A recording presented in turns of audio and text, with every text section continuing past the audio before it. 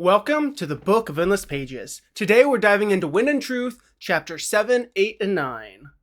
We get a good amount of lore drops in these chapters. Very early, we learn in this chapter why there is such a discrepancy between the amount of known shard blades and how many Deadeyes we saw during Adolin's trial in Rhythm of War. This was actually a topic that had a lot of people discussing what could be causing it. It's very strange because shard blades are not very plentiful, and yet we saw, hundreds of potentially thousands of Deadeyes? And we had no clue how to account for them. We assumed, lost at sea for some of them, but after a while, you'd think these would be located. Maybe not the ones at the bottom of the sea, but ones that were lost in a field or something like that. But now we know when a shard blade is lost, whether it's to a shipwreck or whatever other reason, and becomes forgotten to time, it completely disappears from the physical realm. Even if you have a way to get to the bottom of the ocean, there wouldn't be a trove of shard blades there. And these are all formerly radiant spren. So that's hundreds of thousands of lost radiant spren that are stuck as Deadeyes potentially for eternity. Now, I don't necessarily think there's anything to this, but there are some similarities between manifesting things in Shadesmar and creating Lifeless in Warbreaker. Manifesting things requires commands, and in that same way, creating Lifeless requires commands. Once again, I really don't think there's anything significant, but I did think it was an interesting parallel. In this chapter, we also have Shallan making the first in-world reference to Felt potentially not being from Roshar. I'll probably be doing a full video on him at some point, but as a quick rundown of where we've seen Felt, he was a spy that Ellen sent out to spy on House Renault, and this is the spy that led Ellen to finding out that Vin was Ska. He also went with Dalinar to see the Night Watcher. No matter where he goes, he seems to be very well respected. The next epigraph seems to be talking about Shallan. Her memory was keen, but her interpretation and explanation of that memory could be fanciful. Those days, though, I believe that she was deliberate, concerned, and focused. She did not see the future, but she somehow knew it anyway. From Knights of Wind and Truth, page 5. I think Brandon wants us to believe this is Shallan, but that it's a red herring. Who else could it actually be talking about, though? Could it be an Unmade? Mishram? Potentially Ja'anat? We haven't really heard much from her lately, and she seems to be sympathetic to the Radiant's plight. The main reason why I don't believe this is talking about Shallan, though, aside from, it saying that she was focused, is that I'm making the assumption that this is still referencing someone who could have at least potential knowledge of the events of the cleansing of Shinovar. I could be wrong with that assumption. It could just be Shallan. But I'm going to take a guess that it's not. There's a couple things I want to note that happen in Chapter 8 that I have a feeling will be relevant later.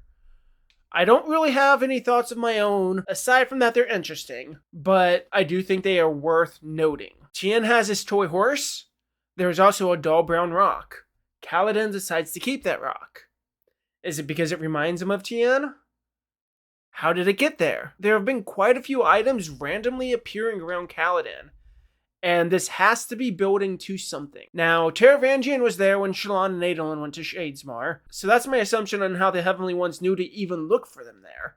Although the question is it more of just a coincidence, and this is really just a patrol that ran across them? Or were they specifically hunting for Shallan and crew by orders? I don't actually think it's that strange that they're out for blood. The fused in charge, Avatar the Monarch. It could just be that fused is particularly aggressive, or it could potentially be orders directly from Terravodium. Adolin is a potential champion, and Odium may be trying to remove him from the board before it's official, and the terms of the contract won't allow Odium to act against him. On to Chapter 9, the epigraph here raises a lot of questions. Is Kaladin going to have a dual bond?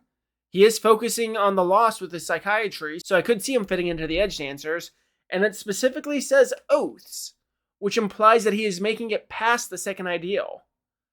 However, this seems like a pretty major plot point to be spoiled in an epigraph.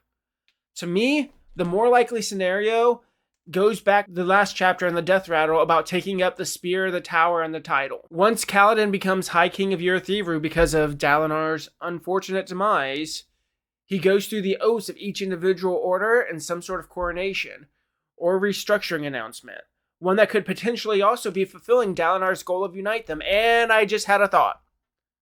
Okay, this is completely off the fly. This one's not scripted at all. Contest of Champions. What if Dalinar dies to unrelated causes before the contest? And there's a champion, but that champion can't be killed, and that champion can't kill the other because of being dead. Like, what if, for example, Dalinar has a massive heart attack and dies? Anticlimactic, I know.